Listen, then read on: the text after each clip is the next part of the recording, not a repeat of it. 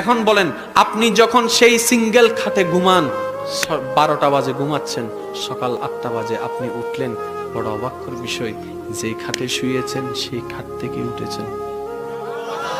এবার আপনি আয়নাতে ব্রাশ করতে করতে আয়নার সামনে সামনে নিজেকে একটু ভাবতে লাগলেন, আমি ঘুমাই গেলে লুঙ্গির খবর থাকে না, আমি ঘুমাই গেলে পাশের খবর থাকে না, আমি ঘুমাই গেলে অ্যালার্মের কোনো খবর থাকে না। কিরে ভাই, আমি তো ডান কাতও হয়েছি বাম কাতও হয়েছি, 12টায় ঘুমাইয়েছি ডান কাতে, সকালে উঠেছি তখন বাম কাতে, তার মানে আমি রাতভর ডান কাত বাম কাত ডান কাত বাম কাত হয়েছি। আমার তো সেন্স কাজ করে নাই আমি কতটুকু কাত হয়েছি। কিরে, আমি পড়লাম না কেন, আমি পড়লাম না কেন, আমি পড়লাম না কেন, সিঙ্গেল খাট থেকে আমি পড়লাম না কেন, সিঙ্গেল খাট থেকে আমি পড়লাম না কেন, ভাবতে ভাবতে ভাবতে তারপরে সেই রুমের মধ্যে সিসি ক্যামেরা লাগাইলো, সিসি ক্যামেরা লাগাইছে নিজেকে পর্যবেক্ষণ করার জন্য।